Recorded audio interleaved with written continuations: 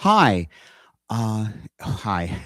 I hope I'm live. It says live, but it was scheduled for 4 minutes from now. So I, where do I begin? Well, I want to talk about something that came to my mind while I was driving home. I was helping my girlfriend with something very important. Um, and I was thinking of how we keep, how I've held secrets um, to myself about people to other people and how that the other people must be doing the same thing. And that got me thinking about the Torah and the Garden of Eden story. And it's unfortunate, but a lot of people just just it's like white noise when you talk about the Bible. I guess it's white noise, and I feel like I'm the only one who really appreciates and understands and delves into the Torah because I understand its value. So many people take it literally, and if there's no literal meaning behind it, or if there's no literal truth that they can see, then they deem it meaningless, worthless, and I guess atheists really could, some atheists could even be negative towards the Torah, the Bible. I'm Jewish. I must say that I know Hebrew pretty well. I mean, I've studied Hebrew, um, and I've delved into the Hebrew text of the Torah. I don't read anything outside. I don't read anything into the Torah text. I read specifically the Torah text itself. And there are a lot of clues, a lot of numbers, a lot of gematria. I have uncovered, for example, the patriarch names Abraham, Isaac, Jacob, and Joseph. Their lifespan ages follow a numeric pattern that is fascinating, and it has some symbolic value. They are multiples, they're descending multiples of 26, and Yud He Vav He, which is the personal name of the deity, is Yud He Vav He. The gematria of that, if you take the numerical values of each letter in that name, it adds up to 26. And then even the names themselves of the patriarchs. Abraham adds up to 248. That's 248. It's said that I forget exactly where. I think it's the Talmud that there are 248 parts of the body, something like that, and then there are 365 um, days in the year, and 248 positive commandments in some kind of collection of commandments, and 365 commandments that of things you should not do. Um, I mean, what they call negative commandments. In other words, you shall not do something or other. Um, I know the Torah gives commandments. It's a list. It's a collection of commandments. However, it's not a neat numerical list, and people have come up with their own um, list of 613 commandments over the centuries. It's their own interpretation. I prefer to go strictly to the Torah and what the original author or authors, I believe it was a team of writers that authored the Torah as one set of 5 books, structured exactly as you see it. I don't believe the documentary hypothesis is accurate. But I want to. So anyway, all right. So the name Abraham adds up to 248. Um, won't go into details on that right now. Isaac, Jacob, and Joseph. Their names equal either descending. I can't remember exactly, descending or ascending single multiples of 26, and that seems to be on purpose. All right. So that's not what I'm getting at. What I'm talking about is the Garden of Eden story. As I was driving home, I was thinking about how by eating the fruit that well, Eve was told, and then Adam, that if you eat from the fruit of the tree of knowledge, and then in Hebrew, it's tree of knowledge, good, um, destructive, or evil. It's not hard. The actual Hebrew is tov and ra. Um, if you eat from the tree of knowledge, tov and ra, um, tov being the word for good or decent. I would translate it perhaps as decent. Um, in other words, each time something was created in the 6 days of creation, it was deemed as, or 5 of the 6 days of creation, it said, Elohim saw that it was tov. And then strangely absent when the atom is created, it doesn't say tov. It just merely goes on. So you have the tree of life, tov and ra. Ra presumably being the opposite of tov. It said in some references that Ra, that the deity will rain Ra upon that. In some stories in the Torah, or at least one story, I think there's a promise or an association of the deity doing Ra. So I wouldn't say it translates as evil, and it depends on where the it depends on the etymology of the word evil. Evil has this connotation of the devil and Satan and blah blah blah. Blah. I don't think it means that. I want to be very careful. Tov, I believe, means decent, and Ra, I suppose, means destruction or something more like the opposite of Tov, I'm guessing. So terrible or horrible or something like that. So anyway, Eve, is told that upon eating it, oh no no, so Eve eats the app, eats the. It's not an apple; it's a fruit. Eve eats the fruit, and then there's a play on words in terms of nakedness, and the serpent is. There's a play on words. It sounds the same. They're different letters, but it's a like a homonym, I guess. It rhymes the same.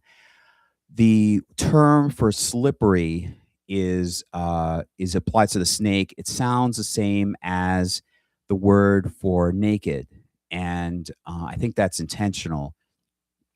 So Eve eats it. No, they both notice that they are both naked, and I the way I see this story is that their eyes are opened. In fact, the Torah, I think, actually says their eyes were opened. However, there's a oneness. Um, there's a oneness. This story is the only time in which you see the deity referred to as Yud He Vav He Elohim. After this, and actually in the chapter preceding this, you only see one of those two terms. Now, Moshe Klein has uncovered this. He's written a book, actually published, uh, called Before Chapter and Verse, in which he explains very clearly and demonstrates very clearly in the text that Elohim and Yud He Vav, I'll just say Yehovah. Elohim and Yehovah are two separate aspects of this deity.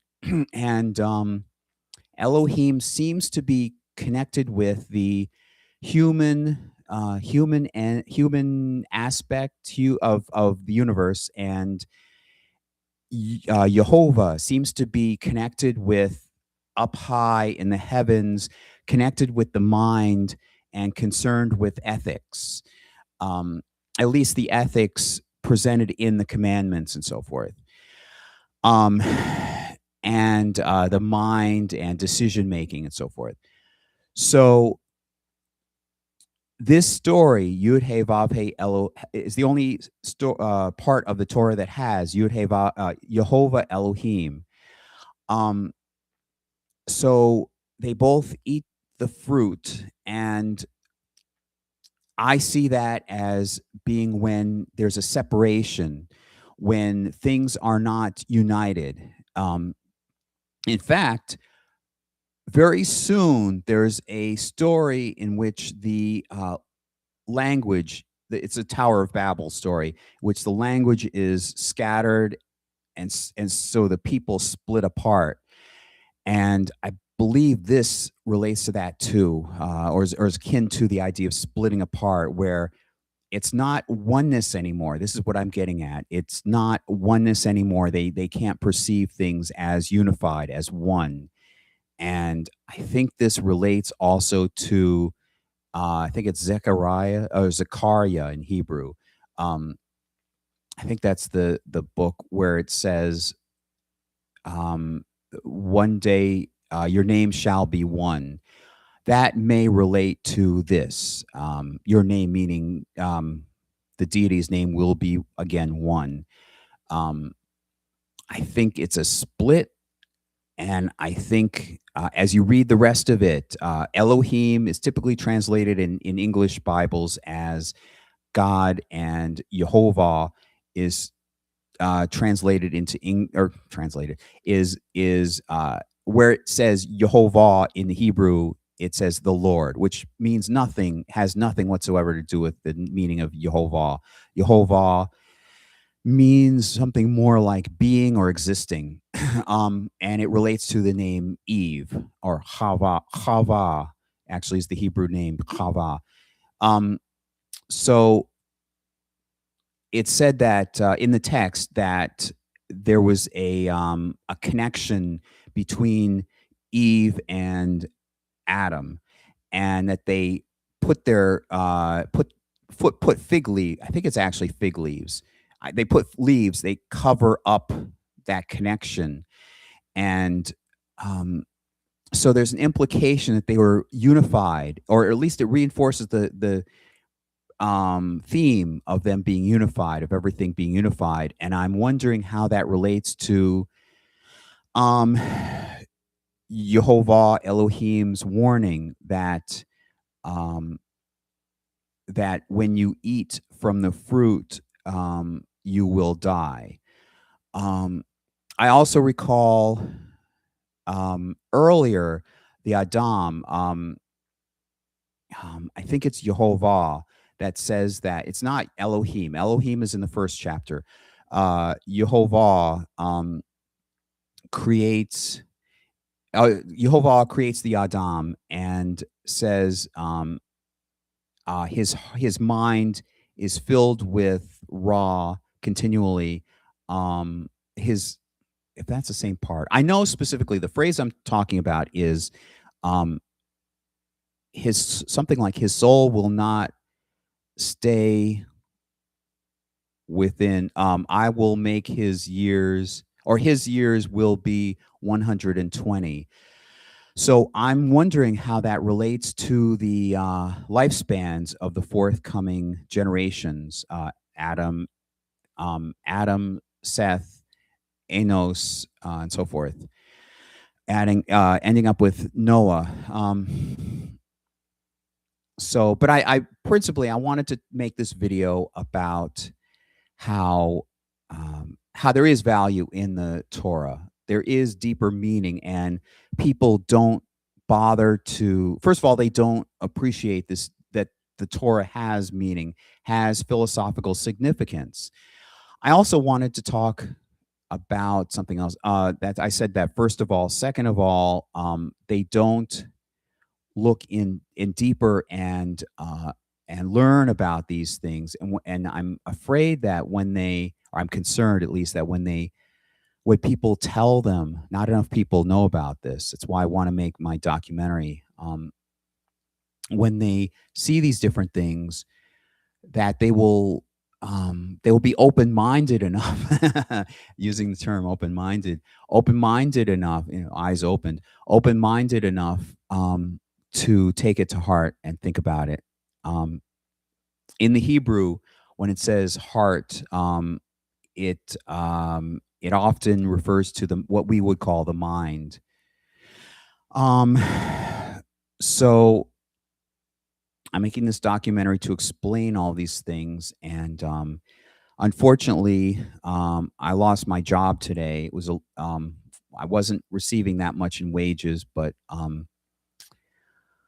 I started this YouTube channel. I got a DBA. I got a business in order to get a business certificate, and I put this effort in. I've got a website called vvproductions.media, and there I'm selling apparel and a mug and so forth. Not much to so that it wouldn't be too much, but a good selection. And um, I'm working on my own on my Madonna screenplay, and I'm halfway through, and I really, really want it to be superific. Um, and I'm working on my music today. I'm just taking a rest from. I learned today that I was dropped. I tried as hard as I could. Like I went every day and so forth. That's not the topic of this video. I just driving home, I just thought about how we conceal, we hide things we know about people, so that other people to protect them from, protect secrets. People confide, somebody confides in you, you keep that secret and you don't tell anybody else, but it still remains trapped within you, and you dwell on it and you think about it. And some of those secrets are they weigh on you. I almost want to say literally, figuratively, I guess they axiomatically, I guess they weigh on you, weigh on your mind. And so I was thinking back for that moment in the drive home to the Garden of Eden story, where there was oneness, and then it's things split apart when they ate the fruit. Um, and I'm still trying to understand the meaning of that. The fruit from the tree of knowledge, Tov and Ra. Um, so far, I interpret it as what's decent and what's destructive. Um, so I'd welcome any comments you give below. I'd welcome if you even note that you saw this video or you watched this video. So um, I'll keep working on my stuff, and I'll apply for welfare or whatever, because my unemployment ran out.